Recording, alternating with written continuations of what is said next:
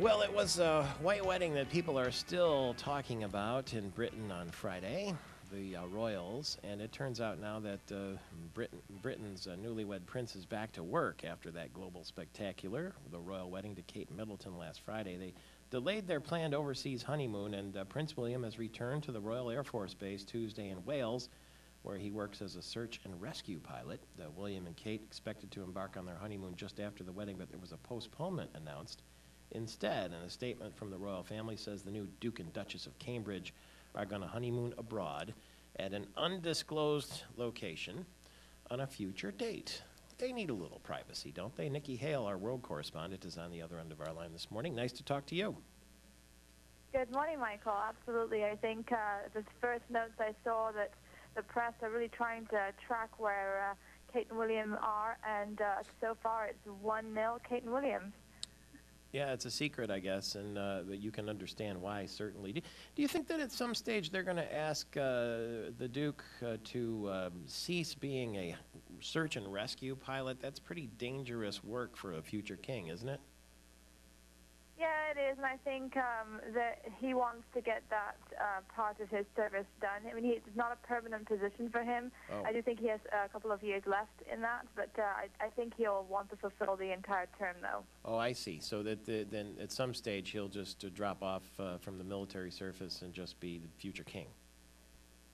Well, I don't know if he'll drop off the military service altogether, but I think that the position that he's doing right now is not a permanent position, and he'll move on to something else, and more than likely something that's a little less risky, yes. Okay. Now, I wanted to introduce you, if I could, to Carla Ord. She's from Grand Rapids. She's got a company called Blue Monkey Adventures, and she went to London to experience the royal wedding with a group of people, and she's on the other end of our line back home here in Michigan. Good morning. Good morning, Michael and Nikki. Yeah, it was really nice that you were going. We were excited for you, and then sure enough, I watched Dateline NBC on Friday night, and there you were, featured by NBC. How did that happen? Oh, yeah, that was really an exciting adventure.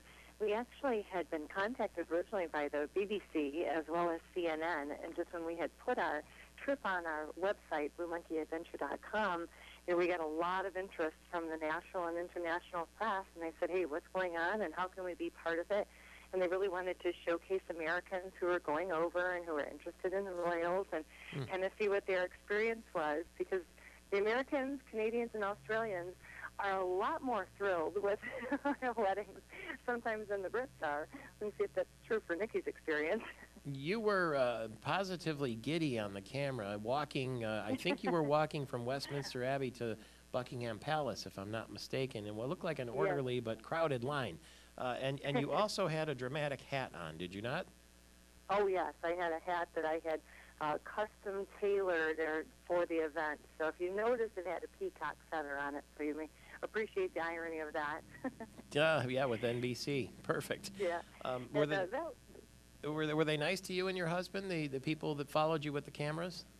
Oh, they were absolutely incredible. We had such a good time with them. And yeah, I said we were quite relieved that it was such a positive relationship, because, it could have been something where you're stuck with a camera guy for a couple of days and you go, oh, okay, well.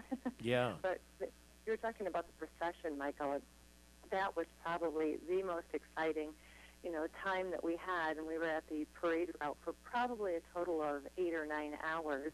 Most of that just standing, waiting, mingling with people in the crowd. And once the procession started, we scooted right in line, and we were only about 10 people back from the mounted police, and you mentioned the orderly fashion, and they would walk us up about 20 feet, stop, make sure everyone was in queue, and then walk you forward again.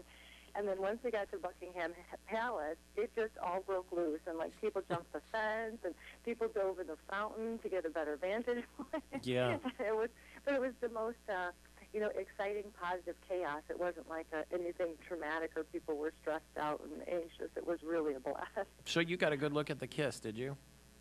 Oh, yes, we did. Yeah, we had a pretty good look at the kiss, and then the second one, too. So the crowd just totally freaked when that happened. Were you still there when they came out in the Aston Martin? We were napping. I don't blame you. You were probably... How did you did you watch the video of yourself on Dateline yet?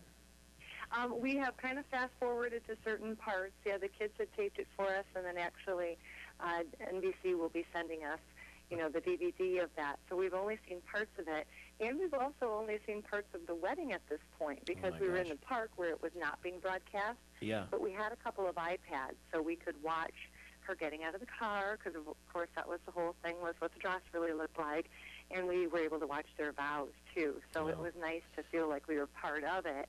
But yeah, as far as watching the whole thing, we haven't had a chance to do that yet. How fun to be a part of history like that on network Yeah. television. And they kept saying Grand Rapids, Michigan, so we like that Yay. very much indeed. Congratulations. It's Blue Monkey Adventures in Thank Grand you. Rapids. And Nikki Hale, before you go, Carla and Nikki, Prince Charles is going to be at the White House today. He's going to talk with President Obama about environmental issues, education, and help for wounded troops. It's the first time he's been in since 2007. There was a little reception yesterday for him at the U.S. Supreme Court. He toured a D.C. farm that helps feed low-income people, and an event with American and British soldiers, and he'll be at Georgetown University today, too, a busy visit to the U.S. Great. Good. Yeah, I'm actually in New Jersey. absolutely. Maybe I'll pop over. Yeah. Will Nikki, he's still respected, Prince Charles, is he not? Yes, absolutely, especially in this area because this is what his passion is, farming and sustainability and the health aspect of things. And a lot of people don't know that he does a lot of work across the world in farming. So it was interesting to see that he chose Washington, I suppose, but I guess it's all to do with him meeting the president as well. But he went there. He actually trudged through mulch and dirt. He planted a tree. He did several things at the farm yesterday, not just going and shaking hands. He actually is a hands-on person when it comes to farming, and it's what he loves. So I remember that. great to see him doing that here in the U.S. Remember that BBC documentary where they showed him talking to his plants, and people said that's a little daft, but hey, give the man his due. The Royals are getting their hands dirty. Prince William at work as a rescue pilot, and Prince Charles climbing trees and doing some farming here in Michigan. Thank you to Nikki Hale and Carla Ord. It's Michael Patrick Shields.